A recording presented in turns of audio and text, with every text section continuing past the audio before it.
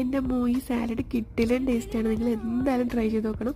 Salad ഇഷ്ടമില്ലാത്തവർ പോലും കഴിച്ചു, അത്രയ്ക്ക് ടേസ്റ്റാണ്.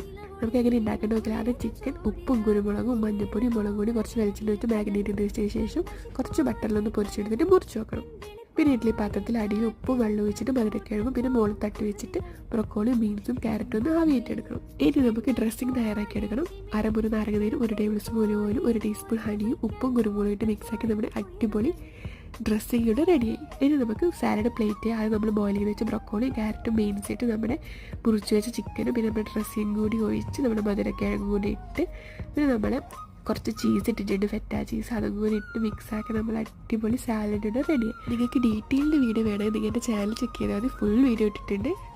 അടിപൊളി ടേസ്റ്റ് ആട്ടോ. എനിക്ക് ഭയങ്കര ഇഷ്ടം. ആദ്യമായിട്ടാണ് ഈ കോമ്പ് പരീക്ഷിക്കുന്നത്. കിട്ടില്ല ടേസ്റ്റ്. നിങ്ങൾ എന്തായാലും ട്രൈ ചെയ്ത് നോക്കണം. അപ്പോൾ ഇന്നത്തെ വീഡിയോ ഇത്രയേ ഉള്ളൂ. അപ്പോൾ എല്ലാവർക്കും ഇഷ്ടപ്പെട്ട് ലൈക്ക് ചെയ്യുക, സബ്സ്ക്രൈബ്. എല്ലാവർക്കും ബൈ.